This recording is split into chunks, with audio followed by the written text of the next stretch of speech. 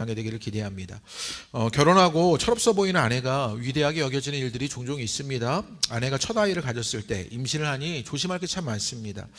그렇게 먹는 것을 좋아하는 아내가 콜라 한 잔, 커피 한 잔 입에 대질 않는 거죠. 40주를 그런다는 게 참 쉽지 않은 일인데 별 불평도 없이 그걸 지켜내고 그 시간을 잘 보냅니다. 아내로 어머니로 살아갈수록 위대해져가는 모습을 발견하게 되는 것이지요. 얼마 전에 우리 권사님들과 함께 예배를 드렸는데요. 권사님들은 교회에서 어머니 같은 분들입니다. 교회에서 가장 굳은 일들을 도맡아 하시는 분들이시고요. 또 교회에서 가장 성실히 교회를 지키시는 분들이십니다. 언제나 교회와 함께 하시는 분들이지요. 그러면서 자기를 앞세우지도 않는 분들입니다. 어떻게 이게 가능할까라는 생각이 들어요. 이 순종이, 이 자기 부정이 가능한 이유가 무엇일까요? 교회에서 좀 이름 좀 내세우려고요? 아니면 목회자들의 칭찬을 받기 위해서 남들이 다 하니까 나는 안 하면 체면이 안 서서 그럴까요? 시키니까 어쩔 수 없어 그 직분을 감당하고 있는 걸까요? 어머니의 위대함들이 있습니다. 또 우리 권사님들의 헌의적인 모습들이 있습니다. 그런 건 어디서 시작되는 걸까요? 오늘 요한이 보여주는 예수님의 십자가에서 이 시작들을 좀 찾아가 보고자 합니다. 요한이 묘사하는 예수님의 십자가는요, 마태, 마가, 누가와 다르게 무엇인가를 조금씩 넣거나 조금은 빼거나 하면서 자기만의 독특한 강조점을 만들어내는 것이 요한복음에서 보여주는 예수님의 십자가 사건입니다. 그 요한복음 우리가 읽었던 앞장에서부터 보면요, 예수님이 대제사장과 바리새인들에 의해서 체포되지만 체포되는 그 과정 예수님이요 이미 다 알고 있는 것처럼 그렇게 보여집니다. 그리고 스스로 자기를 밝히고 꼭 잡혀가시는 게 아니라 자진출도하는 그런 예수님으로 비춰집니다. 18장 4절과 5절 말씀인데요, 제가 읽어드리지요. 예수께서 그 당한 일을 다 아시고 나아가 이르시되 너희가 누굴 찾느냐 대답하되 나사렛 예수라고는 이르시되 내가 그니라 하시니라. 그는 그를 파는 유다도 그들과 함께 섰더라 이렇게 말합니다. 예수님이 체포되실 그때 예수님은요 그 당한 일을 다 알고 계셨어요. 내가 그니라 라고 말하면서 이제 의도적으로 잡혀가시는 예수님의 모습으로 그렇게 보여지지요. 예를 들어 요한복음은요 예수님이 구레대 시몬의 도움을 받지 않고 직접 십자가 지고 끝까지 올라간 것처럼 묘사하는 그런 장면도 보여주게 됩니다. 17절 말씀인데요, 이렇게 말합니다. 그들이 예수를 맡음에 예수께서 자기의 십자가를 지고 해골이라 하는 그곳에 가시니 라고 말해요. 예수님은요 구레대 사람 시몬이 도와줘서 십자가를 지고 가고 있는 게 아니라 요한복음에서 보여주는 예수님의 십자가는 자기 십자가를 지고 라고 말하죠. 자기 십자가를 지고 나아가시는, 예수님이 능동적으로 십자가를 끝까지 지는 그런 예수님으로 묘사됩니다. 예수님 양옆에 십자가에 못 박힌 죄수들에 대해서도 공간복음과 달리 강도나 행악자라는 그런 부정적인 것으로 언급하지 않고 두 사람도 이렇게 말해요.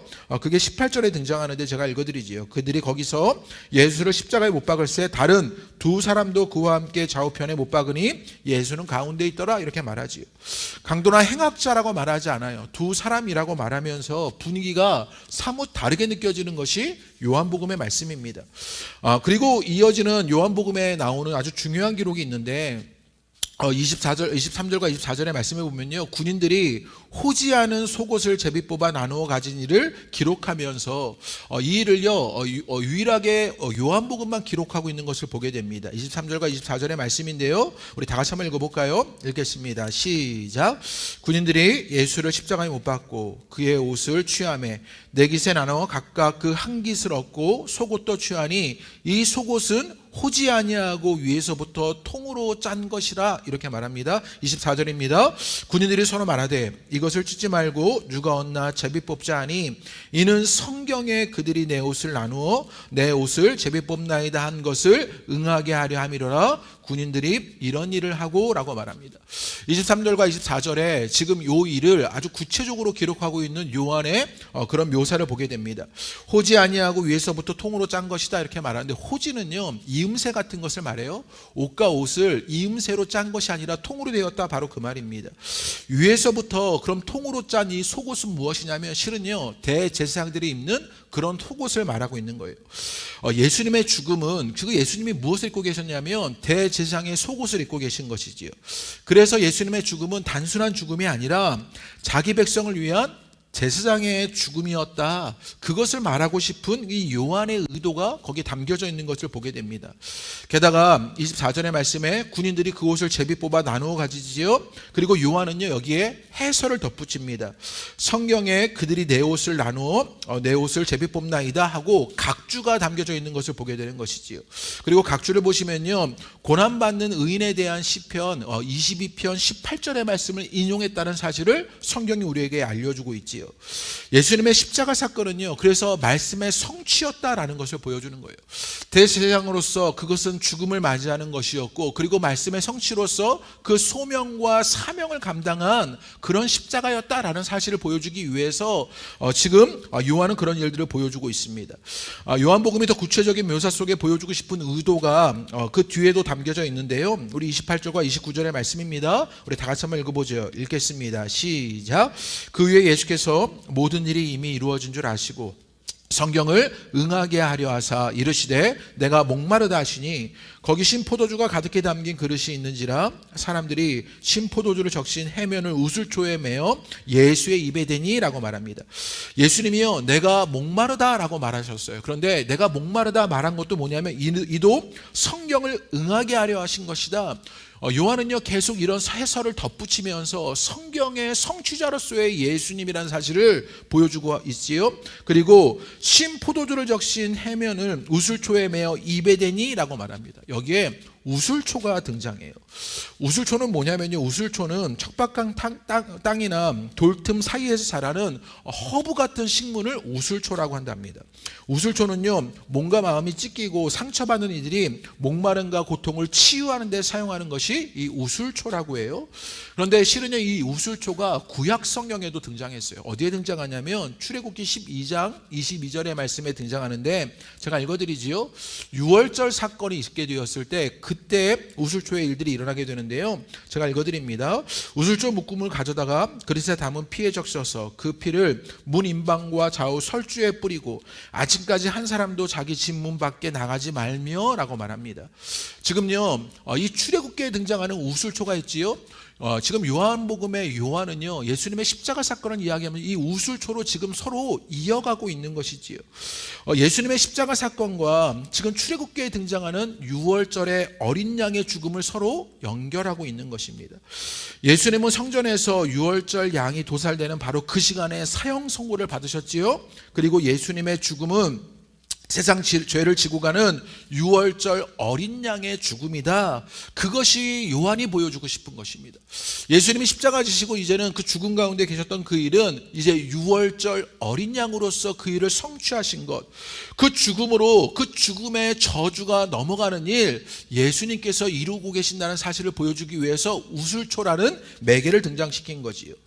지금 앞에서부터의 요한이 보여주는 그 십자가 사건의 묘사를 통해서 지금 요한이 우리에게 보여주려고 하는 것은요 예수님의 십자가는 고난이고 고통이 맞습니다. 그런 모습이 스며 있지만 죽음의 고통이 이 스토리의 주된 것은 아닙니다.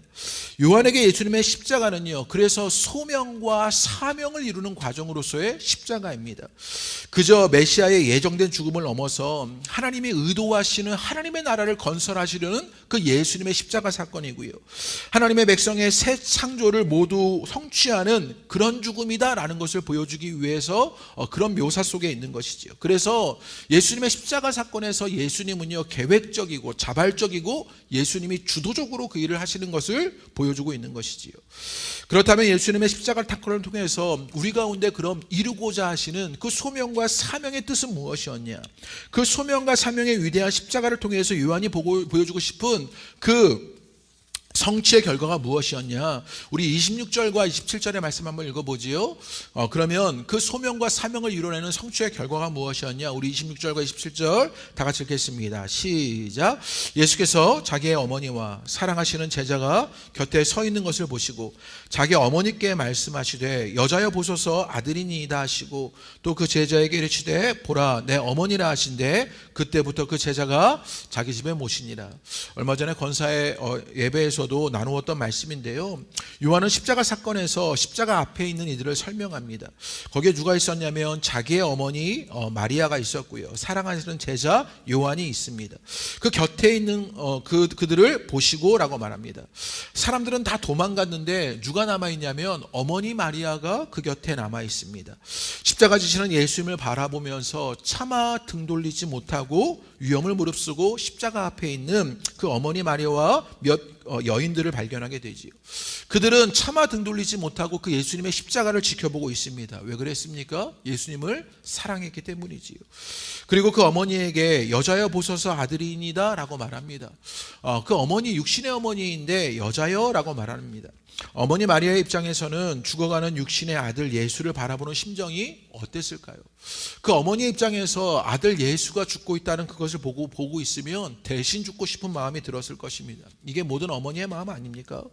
조금이라도 그 고통을 덜어주고자 하는 그런 마음이 생겼을런지 모릅니다. 그런데 아무것도 할 수 없는 그 어머니의 비통함이 이 마리아에게 있었을런지 모릅니다. 그럴 때 예수님은요 어머니라고 부르지 않습니다. 여자여라고 부르면서 그 아픔을 자극하지 않아요. 계속해서 사랑을 이어가시는 예수님의 모습을 보게 되지요. 그리고 사랑하는 제자 요한에게 여자여 보소서 아들이니이다. 그렇게 요한을 소개하면서 어머니를 맡기는 일들을 보게 되는 거지요. 그저 어머니를 향한 효심으로만 이해해서는 안 됩니다. 특별히 이 부분은요 본문 가운데 한가운데 그렇게 들어가 있는데요. 그렇다면 예수님의 십자가 처형 장면에서 요한이 가장 강조하고 싶었던 그것을 보여주고 싶었던 것이지요. 이것은 십자가의 가장 중요한 소명과 사명이 무엇인지를 보여주려고 합니다. 그것은 무엇이었냐? 사랑의 공동체를 창조하고 싶으셨던 것이죠. 예수님이 십자가에서 보여주신 사랑을 본받는 제자들로 구성된 공동체, 그래서 하나님과 예수님이 거하실 성전의 공동체를 만드는 것이 이 십자가의 최종 목적이었지요. 하나님과 사람이 사랑으로 맺어지는 관계를 이루어가고 사람과 사람 사이에 사랑으로 맺어지는 공동체를 이루어가기를 원하셨던 그 예수님의 십자가를 만나게 되는 것이요. 예수님의 십자가로 하나님과 우리 사이에 사랑이 회복되었고요. 사람과 사람 사이에 그 사랑이 일어나는 것을 보게 되는 것이요. 그래서 예수님은 십자가에서 이렇게 말씀하십니다. 우리 30절 말씀을 우리 다 같이 한번 읽어보지요. 우리 30절 읽겠습니다. 시작. 예수께서 신포도주를 받으신 후에 이르시되 다 이루었다 하시고 머리를 숙이니 영혼이 떠나가시니라. 예수님이 십자가 위에서 뭐라고 말씀하셨냐면 다 이루었다라고 말씀하시는 것이지요. 예수님의 십자가의 죽음으로 모든 것이 허망하게 끝났다, 다 망했다, 완전히 패했다, 그런 뜻이 아닙니다. 다 이루었다라고 말하는 것은 그 사랑의 공동체로서 그 사랑의 관계가 회복되는 그 일들 완전히 이루어졌다, 승리하였다라고 말하는 것입니다. 사명 완수의 선언이었던 것이지요. 반복적으로 요한은 이를 강조하는 것입니다. 그래서 요한계시록에도 보면요, 모든 심판이 다 끝난 후에 성전 보좌에서 흘러나오는 소리가 있어요. 우리 계시록 16장 17절의 말씀인데요. 요한계시록에 보면 7 인의 심판, 7 나팔의 심판, 7 대접의 심판이 있지요. 그리고 그때에도 성전에서 새어나오는 소리가 있는데 뭐라고 이야기하느냐? 16장 17절의 말씀입니다. 요한계시록인데요. 제가 읽어드리지요. 7째 천사가 그 대접을 공중에 쏟음에 큰 음성이 성전에서 보좌로부터 나서 이르되 되었다 하시니 라고 말해요. 요한복음에서 예수님은요 다 이루었다의 주님이십니다. 그 사랑의 공동체가 이루어져 하는 것 다 이루시는 분이었고요. 이제 계시록에서 그 심판 가운데 그 종말의 그때에도 그 예수님은 무엇 하시는 되었다 하시는 분으로 보여지는 것이지요. 그 마지막 선언 되었다, 하나님의 모든 명령이 성취되었다라고 말하는 것입니다. 예수님의 십자가는요 그 사랑의 완성인 것을 보게 되는 것이요. 그러면 그 사랑은 어떻게 성취되었냐? 어떻게 그 사랑의 완성이 이 땅 가운데 하나님과 사람의 관계가 다시 사랑으로 회복되어져 가고 사람과 사람 사이에 사랑의 공동체가 이루어지는 그 일들이 어떻게 이루어졌냐? 요한은요 그걸 우리에게 보여주는데 우리 30절의 말씀입니다. 우리 한 번만 다시 읽어볼까요? 30절 말씀이 중요한데요. 우리 다시 한번 읽어보겠습니다. 시작. 예수께서 신포도주를 받으신 후에 이르시되 다 이루었다 하시고 머리를 숙이니 영혼이 떠나가시니라 라고 말합니다. 마지막에 뭐라고 말하냐면 영혼이 떠나가셨다라고 말하는 그 구절이 있어요. 다 이루었어요. 성취되었는데 그 이후에 어떤 일이 있었냐면 영혼이 떠나가시는 일이 있습니다. 영혼이 떠나가다는 말 흔하게 성경에서 반복되는 말이어서 지나가기가 쉬운데요. 영어 성경은 이것을 어떻게 번역했냐면요. NIV에 이렇게 번역했습니다. He bowed his head and gave up his spirit 이렇게 얘기했어요. gave up his spirit 했다고요. 영혼이 떠나가시는데 그의 영혼을 어떻게 하셨죠? 포기하신 거지요. 그 영혼을 우리에게 주신 것 되었다고요. 어떻게 그 사랑의 공동체가 우리 가운데 이루어졌냐? 어떻게 하나님과 우리 사이에 사랑이 완성되어 가느냐? 그 영혼을 우리 가운데 넘겨주신 일이 있었다고요. 예수님께서 자기의 영혼을 우리에게 넘겨주신 것입니다. 그러자 소명이 이루어지고 사명이 이루어졌던 것이지요. 사랑이 완성된 것입니다. 그게 십자가였다고요. 하나님은 자기 아들을 십자가에 넘겨주셨고요. 유다가 예수님을 넘겨준 일이 있었고요. 빌라도는 예수님을 유대인에게 넘겨주었고요. 그런데 예수님은 자기 스스로를, 자기 영을 넘겨주신 일이 있게 된 것이요. 그렇게 gave up his spirit 하십니다. 그렇게 자기 자신을 넘겨줍니다. 그리고 우리는 너무나 잘 알죠. 우리 가운데 그 주님의 영을 우리 가운데 허락하신 것이요. 그 성령을 우리 가운데 주신 것이요. 십자가는요, 자기 자녀를 향한 하나님의 사랑의 표현입니다. 하나님 나라의 왕이신 예수님이 자기 부정의 사랑을 보여주신 일입니다. 자기 부정의 사랑이야말로 우리가 하나님과 관계 속에서 들어가는 길이 되는 것이요. 그렇게 우리 스스로를 포기하게 되었을 때 우리 가운데 그 사랑의 일들, 그 사명이, 소명이 성취되는 일들을 만나게 되는 것이요. 그래서 예수님의 죽음은 패배가 아닌 승리였습니다. 죽음을 이긴 죽음이었던 것이요. 죽음에 사로잡힌 자들을 살리는 죽음이었습니다. 그래서 그 죽음은 자발적인 죽음이었고 순종의 죽음이었습니다. 사랑의 죽음이었고 용서의 죽음이었습니다. 그 예수님의 십자가를 만나는 은혜가 여러분 가운데 있게 되기를 주님의 이름으로 축복합니다. 우리도 십자가를 따라 그래서 우리를 넘겨주는 일들을 만나게 되니 우리 속에도 그 사랑의 일들이 일어나게 되는 일들 여러분 삶 속에 일어나시게 되기를 주님의 이름으로 축복합니다. 우리 함께 찬양하실까요? 우리 만왕의 왕 내 주께서 우리 함께 찬양하실까요?